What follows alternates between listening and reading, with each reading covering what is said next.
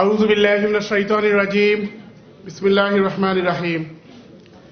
Bangladeshi Muslims UK কর্তৃক আয়োজিত আজকের এই বিরাট গণসমাবেশের সম্মানিত সভাপতি, উপস্থিত ব্রিটেনের সর্বস্তরের উলামায়ে কেরাম, অতিথিবৃন্দ, সুধীমণ্ডলী, আসসালামু আলাইকুম ওয়া রাহমাতুল্লাহ।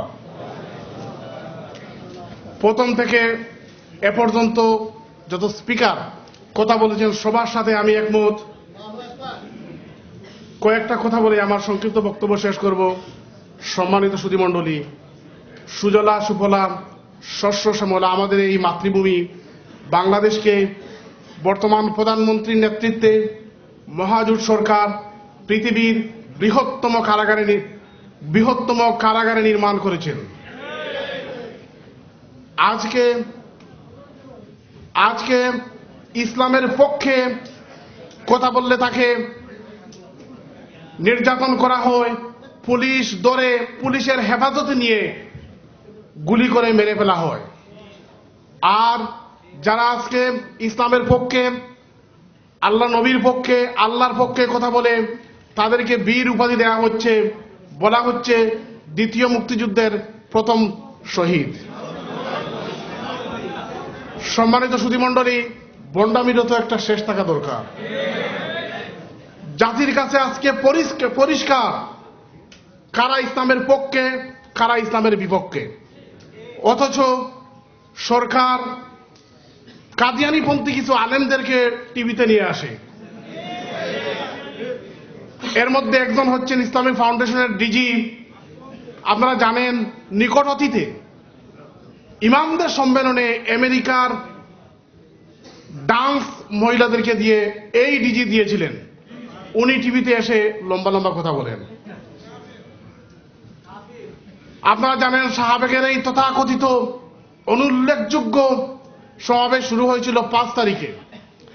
গত ফ্রাইডে আমরা দেখলাম সেখানে কুরআন এবং ত্রিপিটক পাঠ করা হচ্ছে। কোথায় বলে, গন্ডারকে কাতুকুতু দিলে 1 সপ্তাহ পরে হাসে। 2 সপ্তাহ পরে ওই নাস্তিকদের মনে হয়েছে ত্রিপিটক আর কুরআনের কথা। সম্মানিত সুধীমণ্ডলী, আমার learned colleague barrister Nazrul Islam বলেছেন, সুপ্রিম কোর্টের একজন মাননীয় বিচারপতি, আমি তাকে ব্যক্তিগতভাবে চিনি, অত্যন্ত ফরেজগার এবং নামাজি ভদ্রলোক। উনি এই নাস্তিকদের কিছু কার্যকলাপ সম্বলিত রিপোর্টটা ওনার কলিগদেরকে দিয়েছিলেন। তার বিরুদ্ধে সুপ্রিম জুডিশিয়াল কাউন্সিল গঠন করা হয়েছে।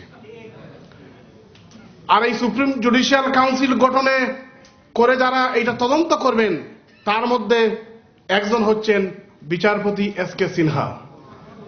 অথচ তার বিরুদ্ধে সুপ্রিম জুডিশিয়াল কাউন্সিল গঠন হওয়ার কথা। আপনারা জানেন, স্কাইপ স্ক্যান্ডালে, কেলেঙ্কারিতে উনি বিচারপতি নিজামুল হক নাসিমকে বলেছিলেন 3টা রায় ডিসেম্বরে দিয়ে দেন, আপনাকে এপিলেট ডিভিশনে নিয়ে আসবো। শুধু তাই নয়, সংবিধান, কোড অফ কন্ডাক্ট, প্রচলিত আইন ভঙ্গের কারণে যেখানে নাসিমের বিরুদ্ধে সুপ্রিম জুডিশিয়াল কাউন্সিল গঠন হওয়ার কথা, একটা ইনকোয়ারি কমিশনও গঠন হয় নাই। শুধু তাই নয়, আরেকজন বিচারপতির নাম ব্যারিস্টার নজরুল ইসলাম নিয়েছেন, যার বিরুদ্ধে পার্লামেন্টের স্পিকারের বিরুদ্ধে যিনি রাষ্ট্রদ্রোহী তার অভিযোগ এনেছেন, দেশের নামি দামি মানুষকে নিয়ে কোর্টে যাচ্ছে তাই গালিগালাজ করেছেন। সর্বোপরি তার বিরুদ্ধে 20টিরও বেশি মুদ্রা পাচার সহ সিরিয়াস ক্রিমিনাল কেসের এলিগেশন আছে। তার বিরুদ্ধে আজ পর্যন্ত সুপ্রিম জুডিশিয়াল কাউন্সিল গঠন করা হয় নাই। এ থেকে পরিষ্কার সরকার কোন দিকে যাচ্ছেন। আমরা এই সমাবেশ থেকে পরিষ্কার করে বলে দিতে চাই সরকারকে, শাহবাগের এই ভ্রষ্ট নাস্তিকদের বিরুদ্ধে আইনি ব্যবস্থা নিন।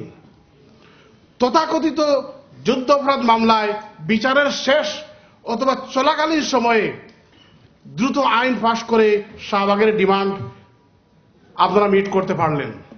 লক্ষ কোটি কোটি জনতা আজকে তাদের বিচার দাবি করছে। আপনারা কি ব্লাসফেমি আইন পাশ করতে পারেন না? এজন্য আমাদের দাবি হচ্ছে, 2/3 মেজরিটি আপনাদের আছে, অতি শীঘ্রই ব্লাসফেমি আইন পাশ করে এই নাস্তিক মুরতাদদের বিরুদ্ধে নাস্তিক মুরতাদদেরকে আইনের আওতায় এনে দৃষ্টান্তমূলক শাস্তি দিতে হবে। সম্মানিত সুধীমণ্ডলী, আরো একটা কথা বলে আমি শেষ করছি। এটা হচ্ছে, দেখবেন যে কোনো কিছু হলেই ইসলামী পলিটিক্সকে ব্যান করতে হবে। বিশেষ করে তাদের টার্গেটটা হচ্ছে জামাতে ইসলামীকে। এবং এই দাবিটা কাদের পক্ষ থেকে আসে?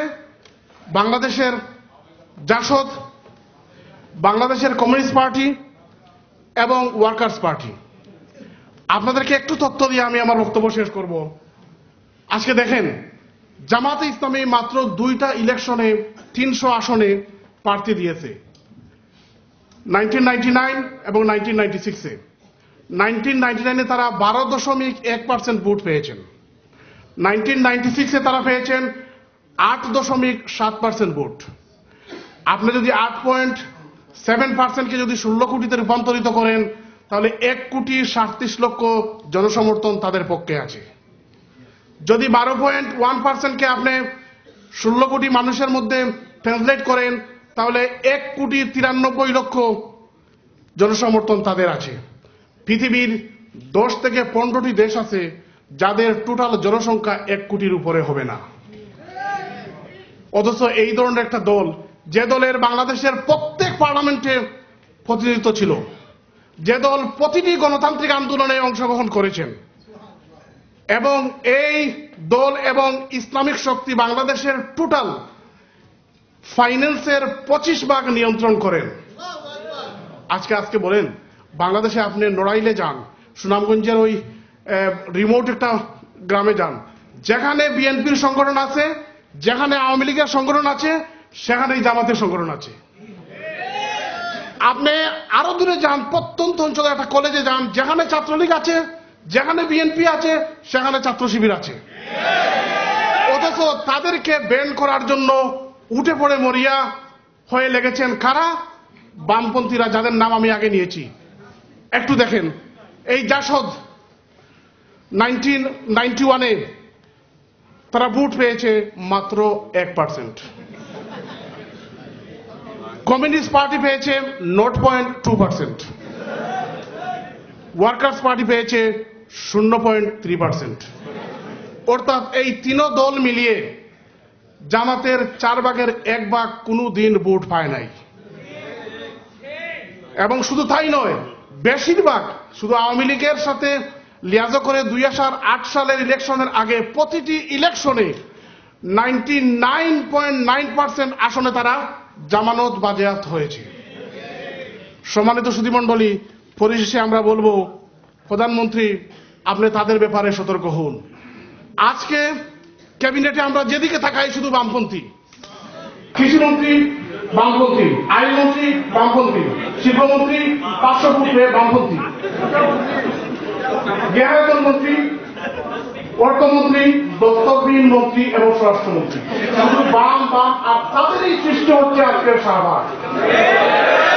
সম্মানিত প্রধানমন্ত্রী, আপনি এখনো সময় আছে, আগুন নিয়ে ফেলবেন না। এখনো সময় আছে, তাদের দিকে আপনি সাবধান হোক, নাইলে আপনাদের করুণ পরিণতি অপেক্ষা করতে পারে। আপনার বাপের বাসায় বলি,